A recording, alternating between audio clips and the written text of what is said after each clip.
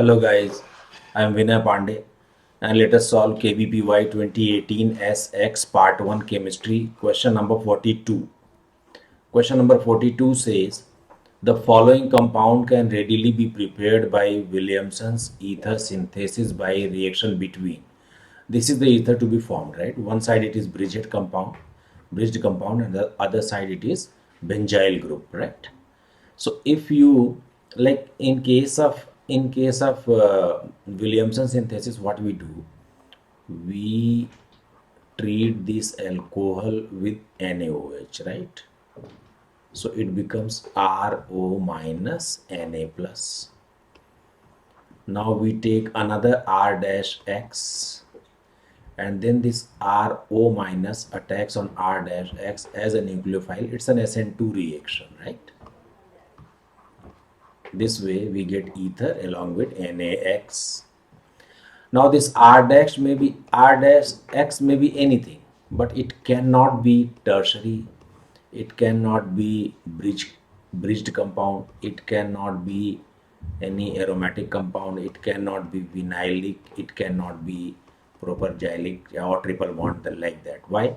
Because tertiary no SN2. On bridged carbon SN2 is not possible.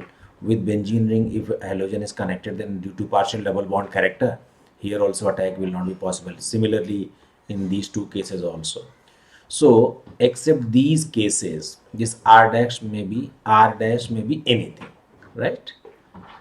So, in our options, you see, if you convert this O minus phenoxide, and then you attack on this, Cl will be out, and this if you convert this OH into O minus and attack on this, then I minus will be out.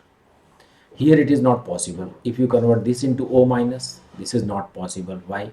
Because attack on bridged carbon is not possible. Similarly, if you convert this OH into O minus and do attack here, this is also not possible because attack on bridged carbon is not possible.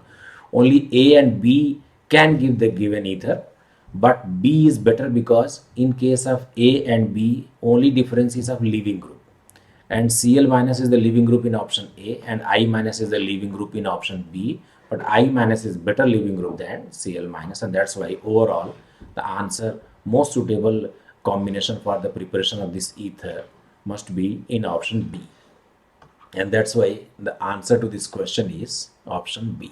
Okay, please stay tuned for the next question.